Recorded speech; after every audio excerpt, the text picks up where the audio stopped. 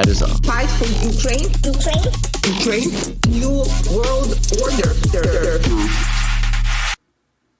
Why isn't this working? Okay. I don't know. Well, I was supposed to play the Russia jingle there, but didn't fire. Oh, no. Yeah. Russia. okay. Russia. Russia. We're doing it that way. I love it. A little update on Russia. Now, I wanted to take time. For this because, again, Russia. Oh, Russia. there it is. Russia. It's doing that lag thing again. That's not fun. we haven't figured that out. Did you have problems on Friday? Not really. Well, maybe a couple moments, but that was because, running solo sometimes causes issues, but no worries. I was just wondering crazy. because we had some tech fixes we were going to try. Yeah, I'm seeing here that there was. Yeah, I see the reason why that didn't work there. So we got it. We got it under control. Fixing it up. All right, here we go. So let's check out what is going on in the mainstream about Ukraine and Russia and do a little bit of analysis. This is coming from The Telegraph, and the headline is Vladimir Putin's speech decoded. Ooh. He stops short of declaring all-out war, but still might. Weird. Cool. Weird headline. Okay. Weird headline. It's really just like it's. What is this wrestling? This is WWE? Like, what is this? There is a bit of kayfabe in there, isn't there? And we're reading from this article. I will say pretty much every mainstream outlet put out some version of this exact article. Yeah, the memo. The memo went out. Yeah. Operation Lockstep. Everybody is communicating the same thing. And it goes like this. It could have been a moment of triumph. New paragraph. Triumph for who? What are you talking about? So powerful. Oh, these people that think they're... Oh, okay. If Vladimir Putin's February invasion of Ukraine had gone as planned, he would have been reviewing today's Victory Day parade on Kiev's Independence Square, claiming a triumph as glorious, in his view, as 1945 itself. Mm-hmm. Okay. Just real quick, just to dissect what they're saying there. Yeah. They said it could have been a moment of triumph if Putin invaded Ukraine better. He would have been giving a speech in Kiev instead of in Russia. So already a very strange message coming from the Telegraph. Yeah, that was weird. Instead, his troops were marching through Red Square in Moscow with a fraction of the hardware they usually display and none of the aircraft. And the comparisons he drew were not between two victories, but two bloody but righteous struggles that required the country to pull together. Again, it's almost like they're disappointed in Putin for not taking over Ukraine better. His Victory Day parade would have been way better if he had just gone ahead and nuked Ukraine. Mr. Putin was always going to compare his current war in Ukraine with the Second World War in a bid to rally the country and the army to his invasion. But he did not, as some predicted, claim mission accomplished. That would have been a distortion too far when even the Mariupol, which he previously claimed to be liberated, the fight is not over. Nor did he use it to formally declare war or announce mass mobilization. Again, it sounds as if the Telegraph wants Putin to declare war. I was going to say, it's like, oh, so you're telling me all the things he didn't do. Okay. Yeah. I thought he was doing all these things. That's why we're mad at him. But okay, you're telling me he's not doing those things. Okay. Yeah, it's sort of decrying the failure of Putin to do the worst This was your moment, man. thing. You were supposed to press the nuke button and you didn't do it. You're not following the script. Yeah, exactly. It's like they all were ready for him to give this big sort of Hitler-esque speech where he declares he's going to take over the world. Yeah, we can use it. And he doesn't do it. And they're like, "Aw." It's like that meme where you're like poking something with a stick. Like, come on, announce war. Do something, yeah. But Gonz, don't worry. That option is still on the table. All right. It's being publicly debated on federal television.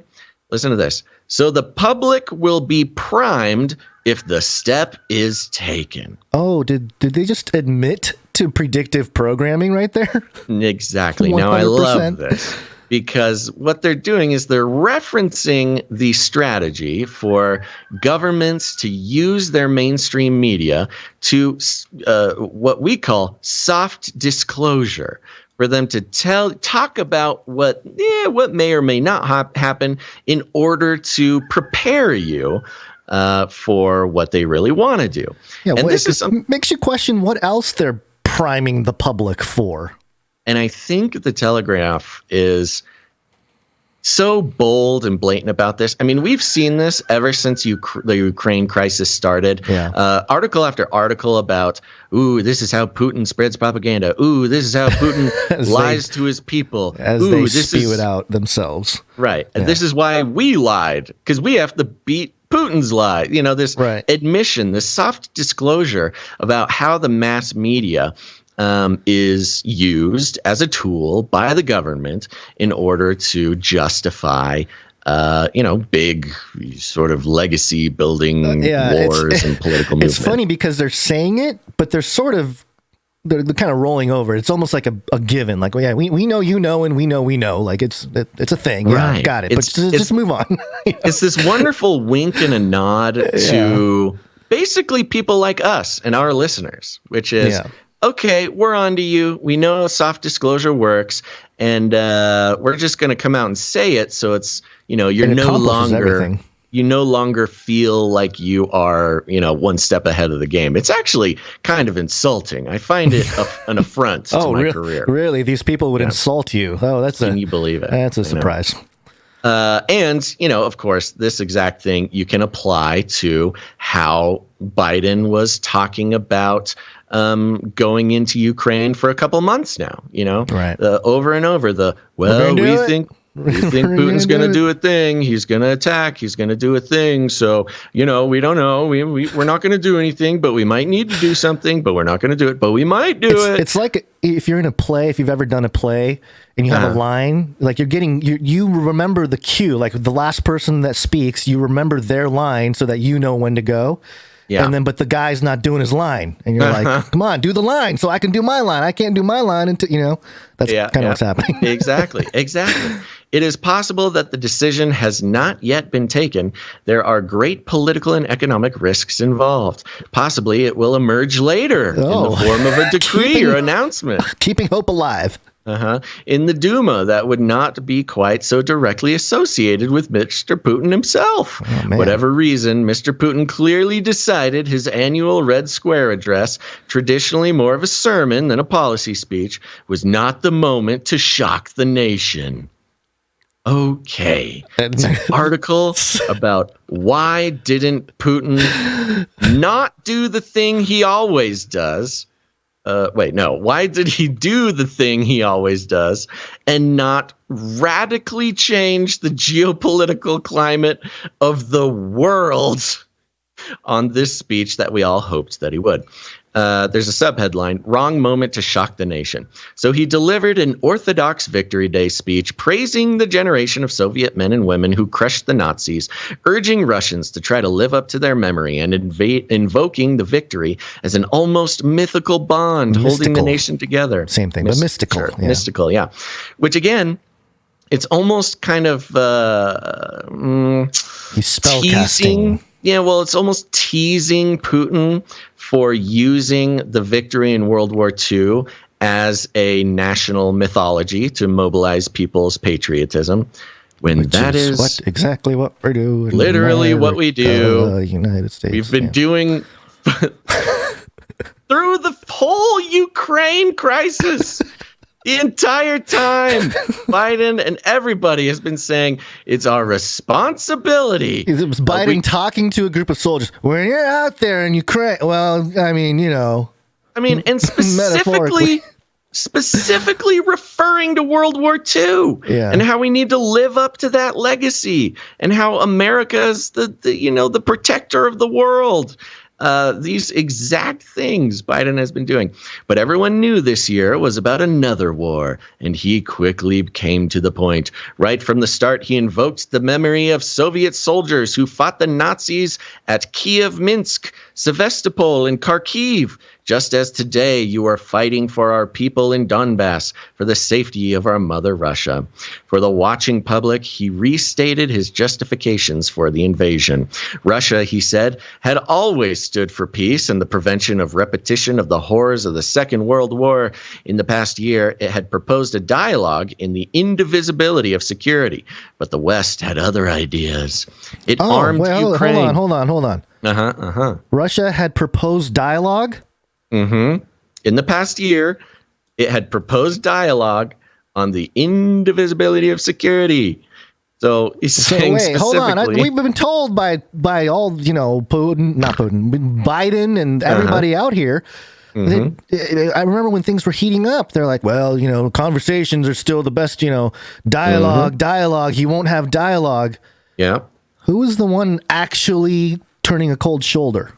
Well, the problem is, Gonz, we will never know because the mainstream news is inventing this narrative. But the fun part is to watch how the narrative is reversed. It's this double speak. It's this is the constant cognitive dissonance being created by the mainstream that is, so effective at basically keeping us completely out of the loop.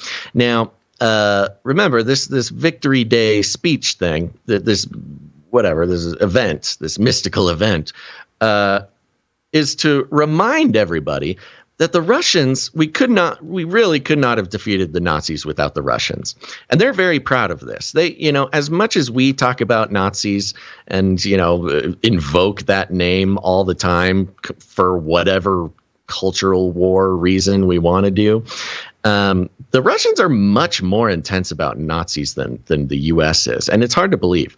But they lost 20 million soldiers in World War II, which is more than pretty much every other fighting nation put together. They lost an insane amount of Russian people in that war, and they were really the crushing blow to the Nazi army.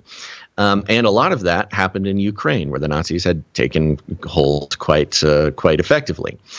So, when they talk about Nazis, they, over here, we kind of think like, okay, Nazis, bad racist people. Right. We've been propagandized a whole different set of attributes. Yeah. It's just been sort of a diluted term. To the Russians, the Nazis are very serious. The Nazis more wiped specific to the time period and the exact people that actually. Right. You talk about 20 million Russians dead from fighting the Nazis.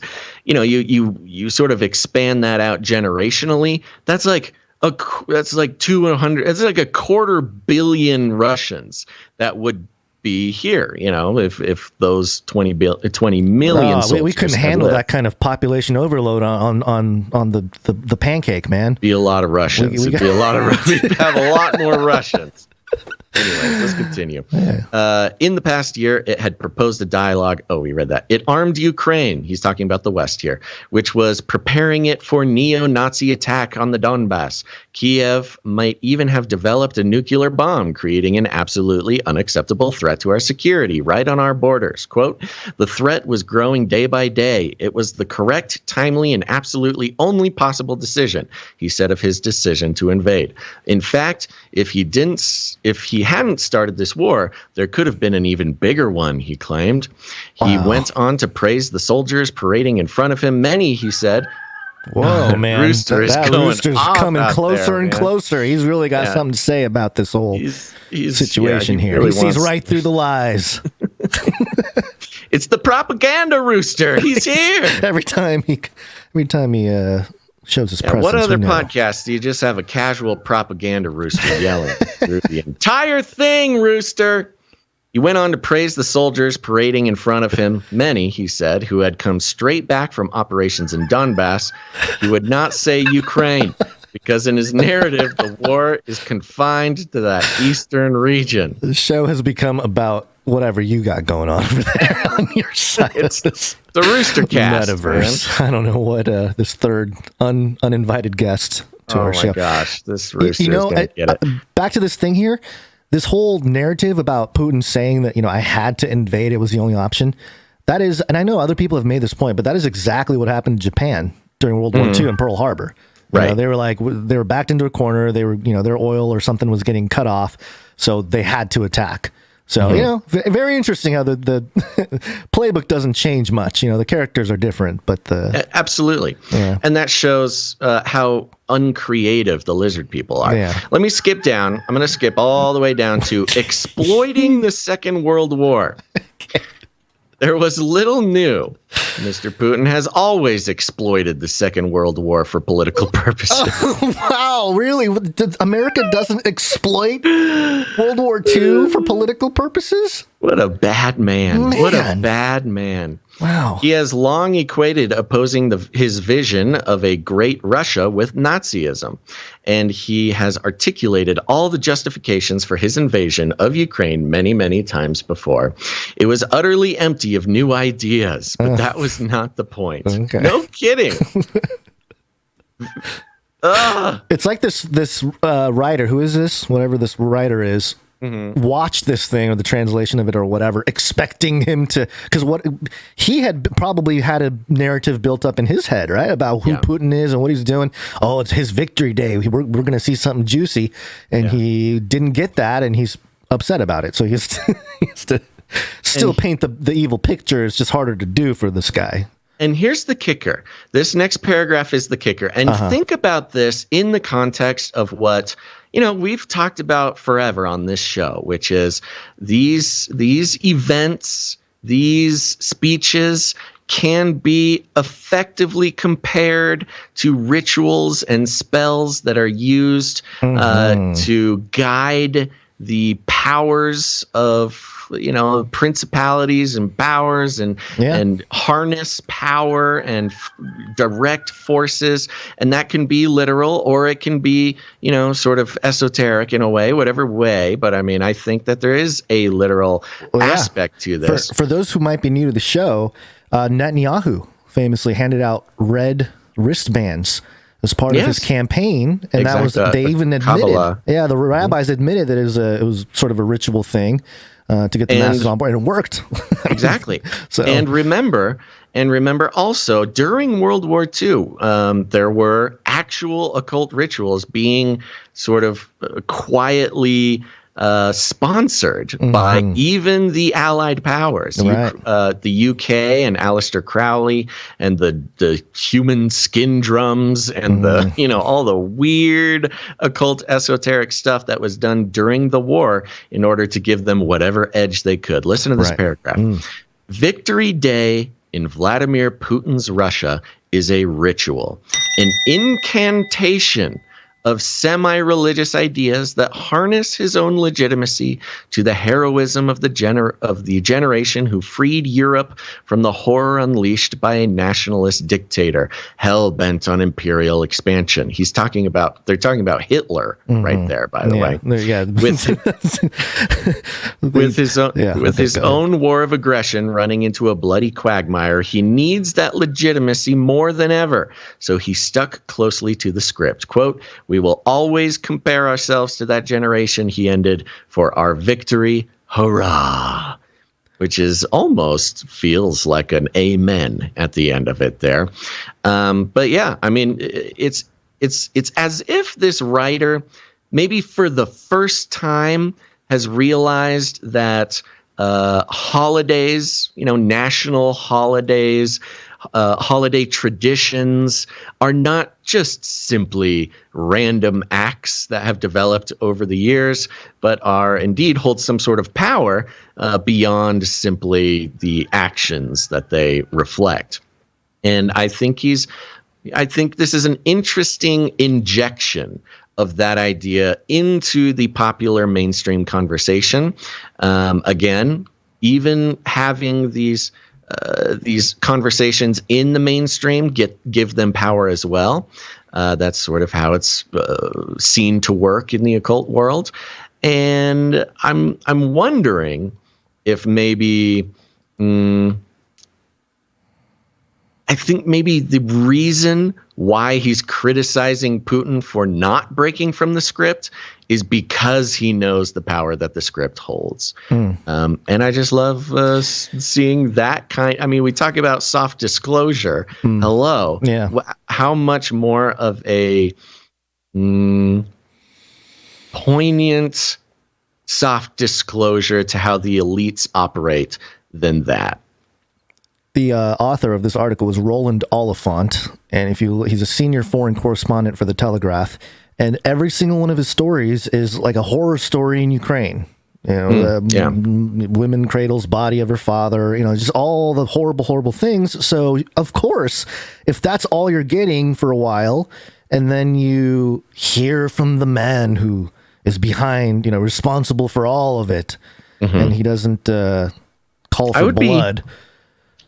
Yeah, sorry to interrupt. No, go ahead. I would be curious to see if this Roland Oliphant guy sort of invokes these magical ideas in some of his other articles. I'm going to keep this up and maybe see, you know, it might give you a peek into his actual worldview here. Yeah. And then real briefly here, just to wrap up this segment. I want you to do this, but in the context of, think of the sort of occult and magical things that Oliphant was bringing up there, and then compare that, or think about this next article in the context of the technocratic occultism that is being used to wield power as well. Right. This is Yahoo Sports. Business Insider being mirrored through Yahoo Sports. Weird. The CIA is using Instagram to reach Russians how to share state secrets with them. Ooh, Instagram. The CIA is tapping on social media to recruit potential new Russian informants who disagree with Vladimir Putin's invasion of Ukraine. On Monday, the agency's official Instagram account posted a set of instructions in Russian on how to make, quote, secure virtual contact with the CIA. The post said it was targeted, quote, those who feel compelled by the Russian government's unjust war, end quote. The post teaches Russians how to access the Tor browser, which they helped create, quote, to guarantee the highest level of safety. Tor is an anonymous web browser, that's the Onion router, that provides access to the dark web or websites not indexed by search engines like Google. The CIA's post said that to get Tor, any would-be informant should not use their personal or work computer and instead use an internet connection or computer not associated with their identity. I love how they're telling people exactly how to stay anonymous online, which is what part of the, you know, the releasing of Tor and all that was built for. It was the logic behind the intelligence agencies allowing it to become open, the internet, was, hey, we have this network where we can communicate. Yeah, but if you guys are the only people communicating, everyone will know what the communication is. Oh, so what do? Well, we just let everybody use it. And then you won't be able to tell who the actual informants are. Oh, that makes sense. All right. So that's what happened with the internet. So the post added that they should also make sure the browsers like Google, Chrome, Firefox, or Safari are updated and in private browsing mode, such as the Chrome browser's incognito mode. As an alternative to Tor, the CIA said it is imperative that Russians use a VPN network if they want to get in touch with the agency. Imperative. This also, to me, is like, okay, so, you know, we think that we're getting a lot of sort of obscure, we're obscuring the trail if we use a VPN, and we are kind of, but also the CIA are very much aware of how that works. And it's just one level. Yeah, it's just one, it's an inconvenience for them, like, but not much of an inconvenience, I would say. Yeah. Russian demand for VPNs has skyrocketed since the Kremlin started blocking social media networks and news sites in March. Yada, yada, yada. The CIA's Instagram post also provided a link to a dedicated channel to the agency asking informants to send their full name, job description, and the kind of information they possess. Quote, we urge you to take all the proper precautions to keep yourself safe. Your safety is our first priority, the post reads. According to a CIA who spoke to Washington Post, more Russians have tried reaching out to the agency since the war in Ukraine began. How do we know they're actually Russians? Detractors. Quote, concerned Russians are trying to engage CIA, and we wanted to provide a way to safely contact us, the official said, per the Post. What an interesting invitation to put out there. Yeah. First of all, well, on the face of it, can you imagine if the U.S. was involved in some sort of, I don't know. I see this is ridiculous. It's even ridiculous just to think about. But just imagine in some world where the U.S. was involved in some sort of unwarranted kinetic combat in a foreign country based on some sort of propaganda or lies, and we were occupying I don't know, maybe somewhere in the Middle East, just for example, and we took it over and put a bunch of our military guys there, and the whole world was like, wait, why are you doing this? And we're like, oh, I don't know, terrorists or Nazis or something. And then we just kind of went for it, and we just took over the country. And then like the KGB's official Instagram channel puts out instructions to Americans to send the KGB information on how to take down our own country. It is such a strange delight to see the official CIA Instagram account posting instructions. We're there, baby. That's where we're at. Russians. I guarantee you, if we said 10 years ago to people that, hey, the CIA is going to have an Instagram account and they're going to be recruiting Russians to, give them state secrets, you would say, you're insane. That's never going to happen. It is. Here we are. It is an absurdity that surpasses anything that I could jokingly make up on this show. Here's a couple points to consider as well. Is one, I think this could be, and was probably all along, sort of a Zuckerberg situation as well. He's been on the hot seat for a while, but maybe this is part of a deal within the back rooms of like, all right, we'll let you use this to, use more. As it has always been an apparatus for intelligence. I'm just saying. Yeah, you're talking about Facebook, social media, right? Facebook and social media, but also just in the current time period, it could have been some kind of more closely related deal to where the CIA comes in. Hey, we'll back off on throwing you under the bus for a while if you let us really leverage it. Just be real transparent about it. By the way, in Instagram, just announcing that they're going to verify, or they're going to use Ethereum, Polygon, Flow, and some other block. There's one more, Solana, as the 4 blockchains for NFTs verification. Oh, that's great. That's nice of them. So that's there you go. And, so you can imagine a world where Russia it's not the KGB. I forget what they call it now. KGB is kind of the old-timey term for it. But yeah, KGB just puts out a post. Hey, Americans, send us all your state secrets, and here's how to stay secret.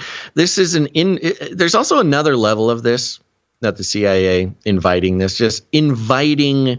misinformation or disinformation. Yep, inviting. Yep, because anybody. You get your Russian troll farms. Yep.